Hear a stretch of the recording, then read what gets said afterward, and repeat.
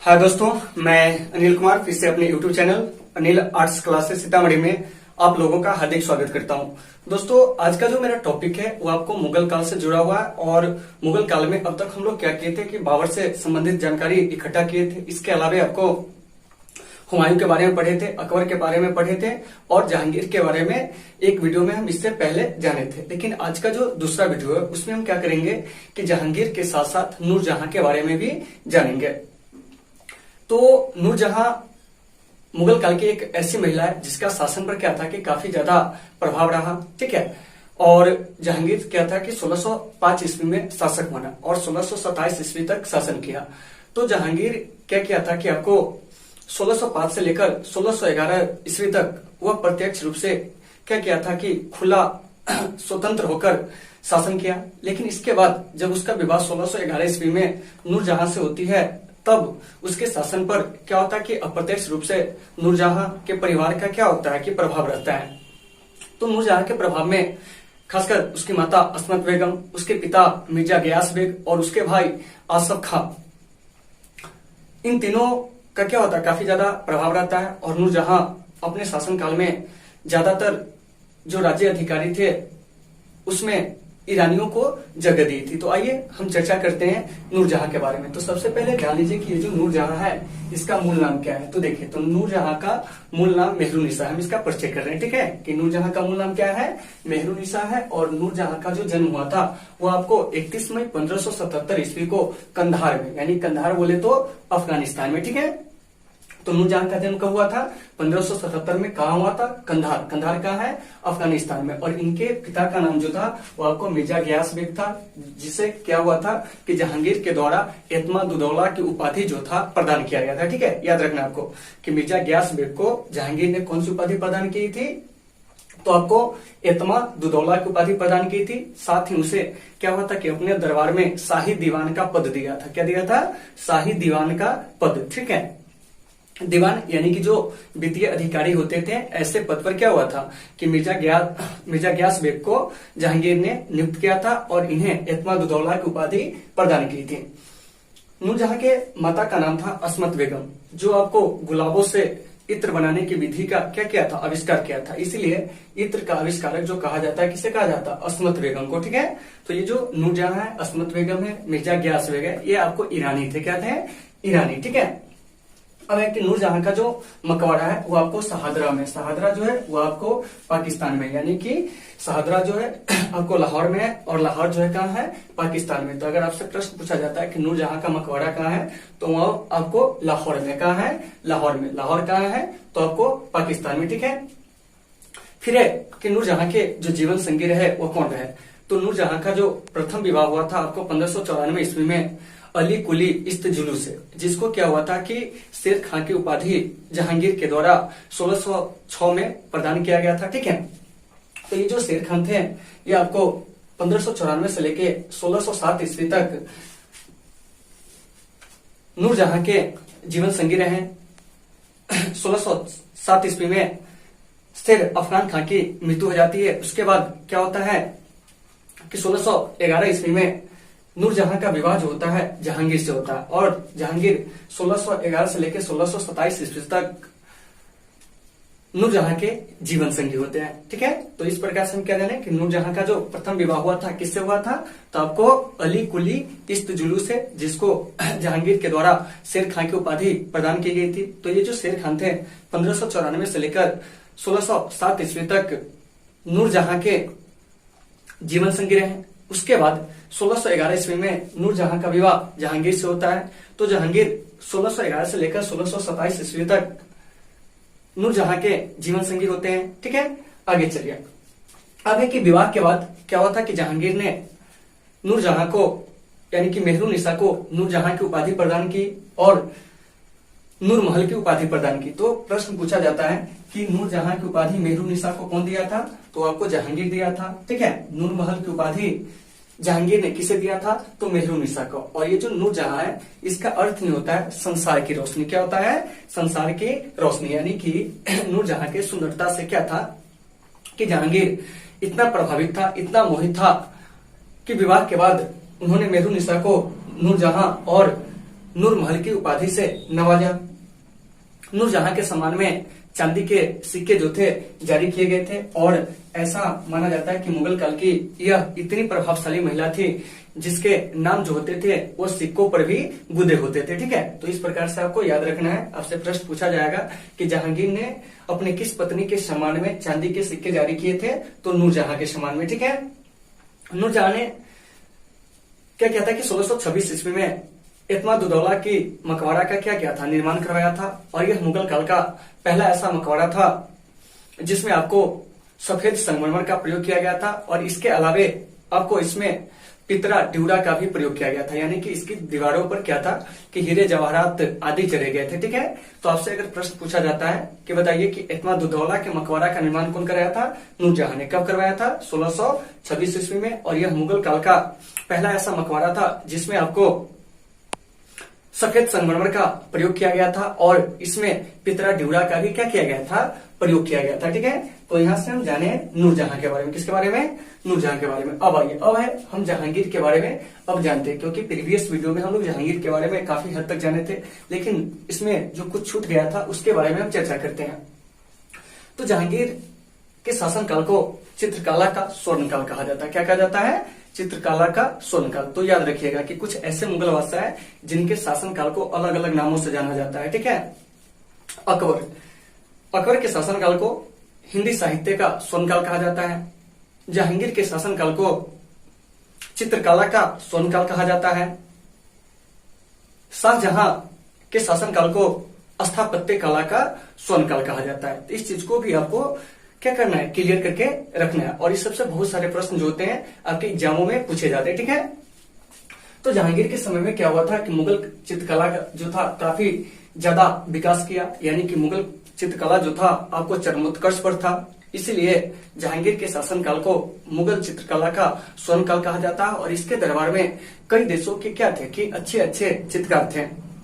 तो ये जो जहांगीर थे चित्रकला से इतने ज्यादा प्रभावित थे कि इन्होंने आगरा में क्या किया था कि एक चित्रशाला की स्थापना किया था। किसकी स्थापना किया था, चित्रशाला की स्थापना किया था। और वो आपको हेराती चित्रकार जो थे आपको अक्का रिजा उसी के नेतृत्व। तो यहां से प्रश्न पूछा जाता है जहांगीर ने किस चित्रकार के नेतृत्व में आगरा में एक चित्रशाला की स्थापना किया था, तो वह चित्रकार था आपको हेराती चित्रकार अक्का रिजा। इसी के नेतृत्व में इन्होंने क्या किया था कि आगरा में एक चित्रशाला की स्थापना किए थे। इनके दरबार में जो रहने वाले चित्रकार हैं उसमें आपको मोहम्मद नादिर है, अब्दुल हसन है, इसके अलावा आपको बिशनदास है, मंसूर है, नादिर उल उस है, मुराद है, गोवर्धन है और मनोहर है। तो कभी कभी प्रश्न पूछा जाता है। ठीक है, जरा सा ध्यान दीजिएगा कि जहांगीर ने किस चित्रकार को क्या किया था कि नादी रुजमा की उपाधि प्रदान किया था, तो वह था आपको अब्दुल हसन। आपको यहाँ से याद रखना है कि जहांगीर ने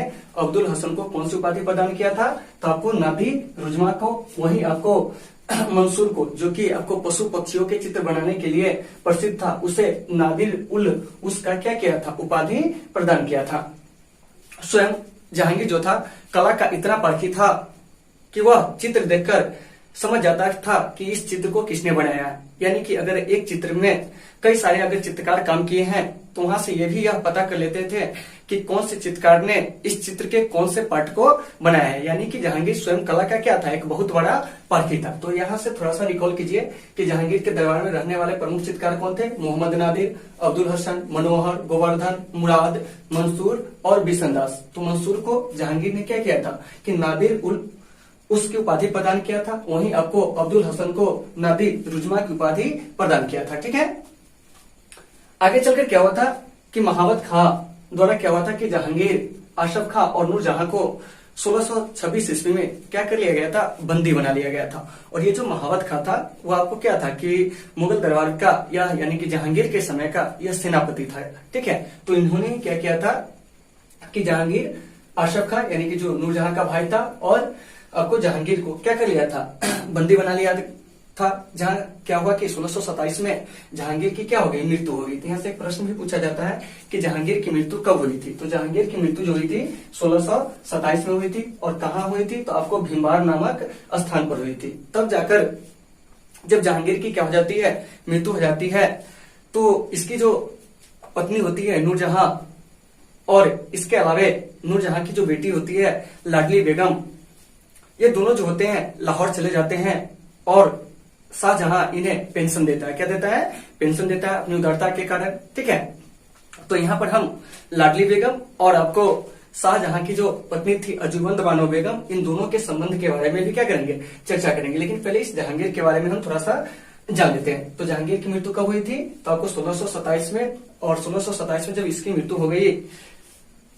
तो इसका जो मकबरा बनाया गया वह लाहौर में बनाया गया। ठीक है, तो यहाँ से प्रश्न पूछा जाता है कि जहांगीर का मकबरा कहाँ है? तो जहांगीर का जो मकबरा है वो आपको लाहौर में है। ठीक है, और इसका निर्माण जो था नूरजहां ने कराया था। तो आपको कुछ चीज याद रखना है, जैसे कुछ मुगल बादशाह है उसके मकबरा की बात करते हैं।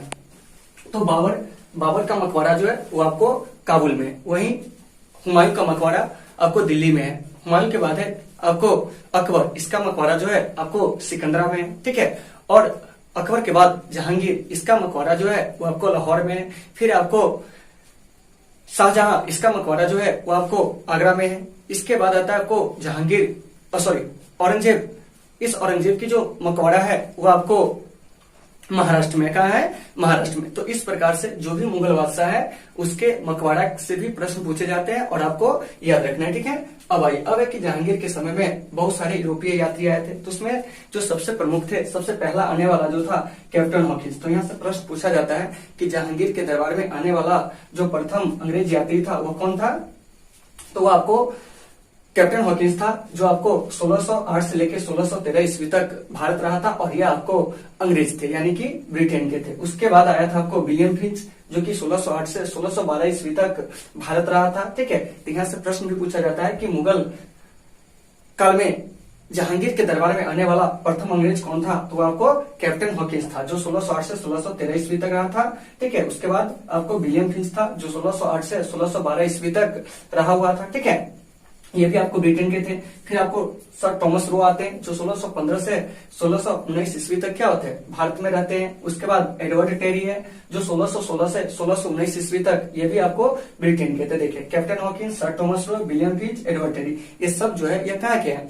तो ब्रिटेन के। तो देखिए, तो इन यात्रियों के आने का उद्देश्य क्या था कि भारत में व्यापार करना, व्यापार के लिए अनुमति पर लेना। क्या लेना? अनुमति लेना। जैसे आप जानते होगा कि ब्रिटिश ईस्ट इंडिया कंपनी जो है अपना जो पहला कारखाना खोला था वो आपको सूरत में खोला था। तो इसी का आदेश लेने के लिए ये जो क्या होते हैं, captain Hawkins, sir Thomas Roe, William Finch या एडवर्ड टेरी जो थे वो आपको जहांगीर के दरबार में आए थे। फिर आगे चलकर देखा कि अंग्रेजी हुकूमत को, यानी कि अंग्रेजों को व्यापार की अनुमति मिल रही है, तो कई सारे देश के भी यात्री, जैसे आपको फ्रांसिस्को पेल्सट, जो कि 1620 से 1627 ईस्वी तक भारत रहा, यह आपको डच यात्री था। इसके अलावा आपको पित्रा डेलावेली, जो कि 1622 में भारत आया था, यह आपको इटली का यात्री था। तो इन सारे यूरोपीय यात्री का उद्देश्य था कि भारत में क्या करना, कि व्यापार के लिए अनुमति प्रदान करना। तो आइए हम थोड़ा सा बताए थे आपको कि आसफ खां और नूरजहां के संबंध के बारे में बता देते हैं। तो नूरजहां और आसफ खां जो था वो क्या था, दोनों भाई बहन था। ठीक है, तो नूरजहां के पुत्री का नाम था लाडली बेगम, और आसफ खां की पुत्री का नाम जो था वो आपको अर्जुमंद बानो बेगम था। तो अर्जुमंद बानो बेगम से शाहजहां का विवाह हुआ। वहीं आपको लाडली बेगम से क्या हुआ कि जहांगीर के बेटा शहरयार का विवाह हुआ। अब इधर क्या था कि नूरजहां चाहती थी कि हम अपने दामाद को शासक बनाएं, वहीं इधर चाहता था आपको आसफ खां कि हम अपने दामाद को शासक बनाएं। अर्थात दोनों भाई बहन में ही क्या हुआ था, गृह युद्ध छिड़ गया था। तो ऐसे परिस्थिति में आसफ खां की बुद्धिमत्ता के कारण क्या हुआ था कि जहांगीर को क्या हुआ था, कि जहांगीर बोल रहे हैं यानी कि शाहजहां यानी खुर्रम, उसको क्या हुआ था, गद्दी प्राप्त हुई थी। तो आइए यहाँ से जो कुछ प्रश्न पूछे जाते हैं उसको हम लोग रिकॉल करते हैं। सबसे पहले नूरजहां, नूरजहां का अर्थ क्या होता है, दुनिया की रोशनी। ठीक है, नूरजहां का जन्म कहाँ हुआ था, कंधार अफगानिस्तान में, और इनके पिता जो थे मिर्जा गियास बेग, इन्हें जहांगीर के द्वारा क्या दिया गया था, एतमाद-उद-दौला की उपाधि प्रदान किया गया था, और इनके दरबार में इन्हें दीवान का पद दिया गया था। इनकी माता का नाम था अस्मत बेगम, जो आपको गुलाबों से इत्र का आविष्कार किया था। ठीक है, यानी कि इत्र का आविष्कार किन्हें कहा जाता है।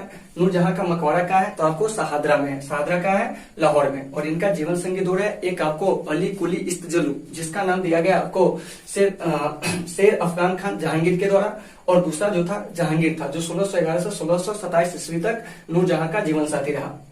विवाह के बाद जहांगीर ने मेहरुन्निसा को नूरजहां और नूरमहल की उपाधि प्रदान की थी और नूरजहां के सम्मान में चांदी के सिक्के जारी किए थे। इसके अलावा नूरजहां ने 1626 ईस्वी में अपने पिता एतमादुद्दौला की मकबरा का क्या किया था, निर्माण करवाया था। और यह मुगल काल का पहला ऐसा मकबरा था जिसमें सफेद संगमरमर का प्रयोग किया गया था और इसमें पितरा ड्यूरा का भी प्रयोग किया गया था। ठीक है, अब है कि जहांगीर से कौन कौन से प्रश्न पूछे जाते हैं। तो जहांगीर के काल को चित्रकला का स्वर्ण काल कहा जाता है। ठीक है, और जहांगीर कला का इतना पारखी था, ठीक है, कि यह किसी चित्र को देखकर ही समझ जाता था कि यह किस चित्रकार ने बनाया है। ठीक है, फिर एक इसने चित्रकार अक्का रिजा के नेतृत्व में क्या किया था कि आगरा में चित्रशाला बनवाया था। ठीक है, इनके दरबार के जो प्रमुख चित्रकार थे उसमें मोहम्मद नादिर, अब्दुल हसन जिसे जहांगीर के द्वारा नादिर रुजमा की उपाधि प्रदान किया गया था, बिशन दास, मंसूर जिसे आपको नादिर उल उसकी उपाधि प्रदान किया गया था, मुराद था, गोवर्धन था और आपको मनोहर था। तो ये सब क्या था, जहांगीर के दरबार में रहने वाले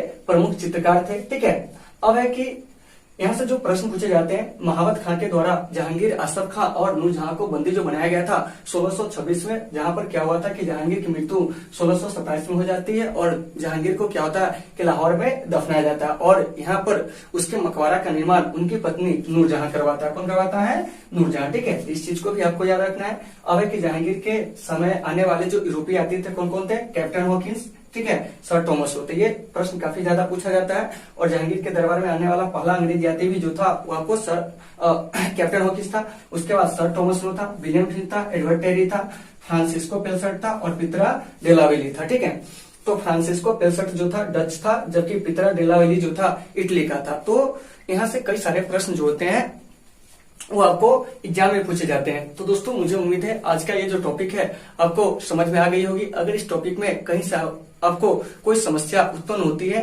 तो आप हमें कमेंट करके बताएं। आपकी समस्या का हर संभव हम समाधान करने का प्रयास करेंगे। तो दोस्तों आज की इस क्लास को हम यहीं पे समाप्त करते हैं, फिर मिलते हैं अगले क्लास में। जब तक के लिए आप सबों से शुभ विदा। Take care all of you.